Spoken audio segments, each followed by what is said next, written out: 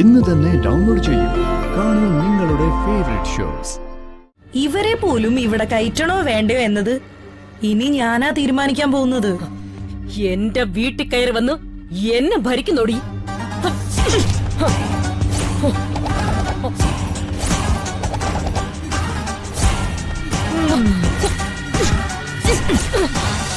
കുഞ്ഞോളെ ശരിക്കും നിനക്ക് അറിയാത്തോണ്ടാ. ആ പെണ്ണിന്റെ കഷ്ടകാലത്തിന് അവൻ അവളെ കെട്ടിയത്. ഇനി അവളുടെ കാര്യം പോക്ക. നിലം തൊടിയിക്കില്ല കുഞ്ഞോള്, നീ കണ്ടോ?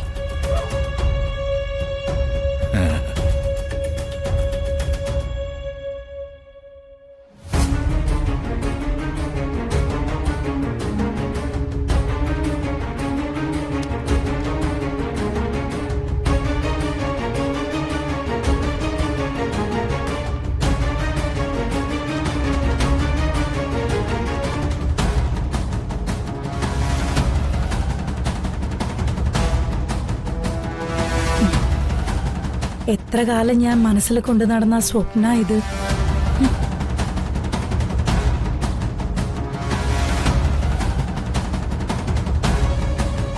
നിന്നോട് ആരടി പറഞ്ഞേ ഈ റൂമിൽ കയറാൻ? ആഹാ, ഈ മുറിയിലല്ലാതെ ഞാൻ വേറെ എങ്ങോട്ട് പോവാനാ? ഇവിടെ വിവാഹം കഴിച്ച് കൊണ്ടുവരുന്നവരൊക്കെ പൂജാമുറിയിലാണോ കിടത്തുന്നേ? അതെ, എല്ലാവരെയും പറ്റിച്ച് നീ ഇതിനകത്ത് കേറി കൂടിയെന്ന് കരുതി എന്നെ ഭരിക്കാനൊന്നും വരണ്ട കേട്ടോ. ആദ്യം രമ അമ്മായി ഒരു വ്യക്തമായ തീരുമാനം ഉണ്ടാക്കട്ടെ, എന്നിട്ട് മതി നിന്റെ മരുമോളുകളിയൊക്കെ. ഇനി നിന്റെ അമ്മായി എന്തോന്ന് തീരുമാനിക്കാൻ? നേരത്തെ തൊണ്ടയുടെ പിരിയും വെട്ടി നിൽക്കുന്നത് നീയും കണ്ടതല്ലേ? അല്ല, നിനക്കെന്താ ഈ മുറിയിൽ കാര്യം? എക്സ്ക്യൂസ് മീ, ഞാൻ മര്യാദയ്ക്കൊരു കാര്യം പറയാം. മുന്നത്തെ പോലെ ചോദിക്കാതെയും പറയാതെയും വലിഞ്ഞു കയറി ഇങ്ങോട്ട് വന്നേക്കരുത് ഇനി മേലാൽ. നിന്റെ പഴയ ക്രഷേ ഇപ്പൊ എന്റെ ഭർത്താവാ. ഇനി ഒന്നുകൂടെ പറയാം, ഇന്നലെ നീ എന്നെ ഇവിടെ വെച്ച് തല്ലിയില്ലേ? ഓർമ്മയുണ്ടോ നിനക്ക്?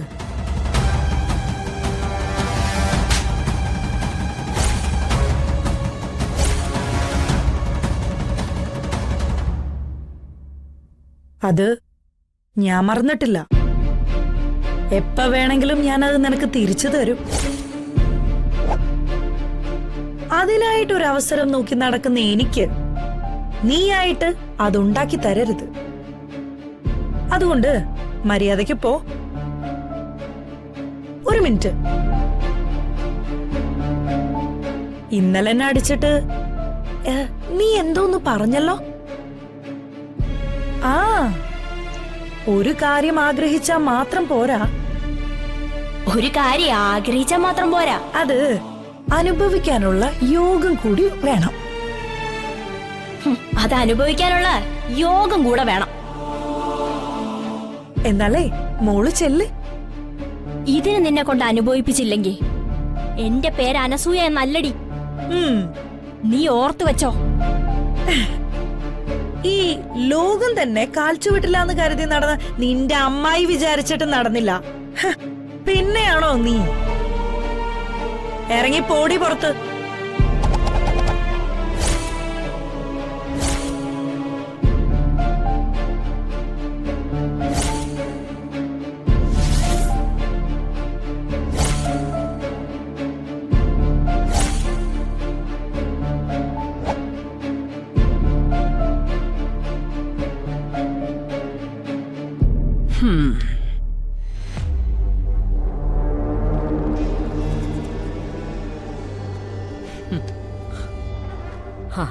നീ ഏത് തരക്കാരിയാണെന്ന് എനിക്ക് ഇന്നലെ തന്നെ മനസ്സിലായതാ.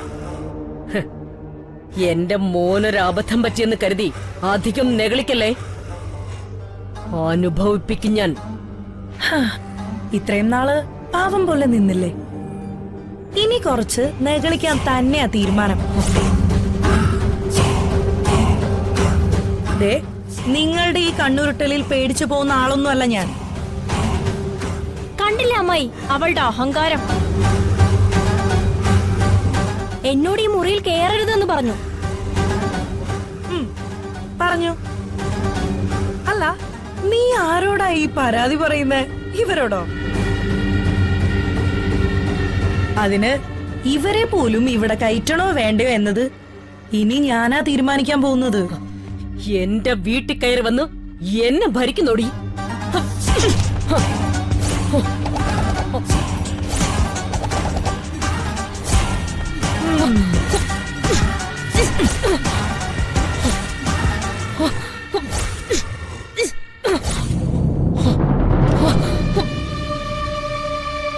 നിങ്ങളുടെ തല്ലും കൊണ്ട് മിണ്ടാതെ നിൽക്കുന്ന ലക്ഷ്മി ഇന്ന് രാവിലെ മരിച്ചു. ഇപ്പൊ ഞാൻ നിങ്ങളുടെ മോന്റെ ഭാര്യയാ. എന്ന് പറഞ്ഞാൽ നിങ്ങളുടെ മൂത്ത മരുമോൾ. എന്നെ ഭരിക്കാനും എന്റെ മെക്കിട്ട് കയറാനും വന്നാൽ അനുഭവിക്കും.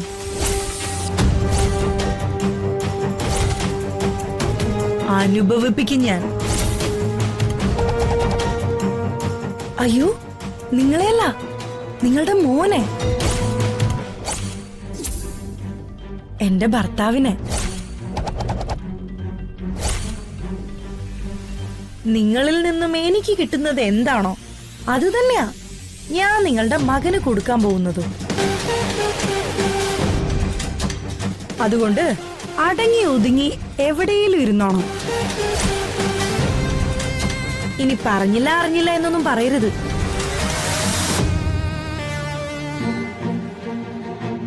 മുന്നിന്ന് മാറടി.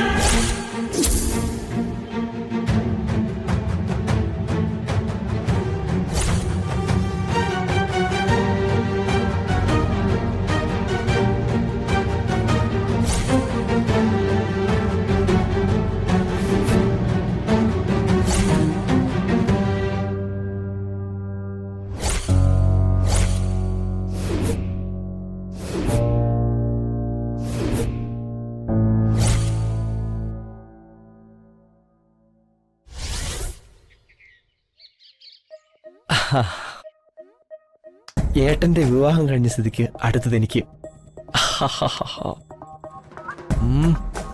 താനെന്തെങ്കിലും ഒറ്റയ്ക്ക് നിന്ന് പറയുന്നേ? വെറുതെ ഓരോന്ന് ആലോചിക്കായിരുന്നു. അല്ല, അർജുൻ സാറിന്റെയും ചേച്ചിയുടെയും മണിയറ ഒരുക്കണ്ടേ? എത്ര പെട്ടെന്നല്ലേ ഒരു വിവാഹമൊക്കെ നടക്കുന്നത്. ആൾക്കാരുടെ ബഹളമില്ല, ഫോട്ടോഷൂട്ടില്ല. ഇതൊക്കെയാണ് വിവാഹം. ഞാൻ ആലോചിക്കുന്നത് തന്റെ കാര്യമാ. എന്തുണ്ടായാലും തനിക്കൊരു അടി ഉറപ്പാ. അല്ല, തന്റെ രമാമയെ പറഞ്ഞിട്ട് കാര്യമില്ല. ഓരോന്ന് പറഞ്ഞ് വലിഞ്ഞു കയറി ചെന്ന് വാങ്ങുമല്ലേ. തനിക്കും കിട്ടാൻ ഞാൻ പ്രാർത്ഥിക്കാം. എന്റെ ഈശ്വര, അതിനുള്ള സാധ്യത ഒന്ന് വേഗമാക്കി തരണേ. പിന്നെ എന്നെ അടിച്ചു. പിന്നെ അവരാ കൈ ആരുടെയും മുന്നിൽ പൊക്കൂല.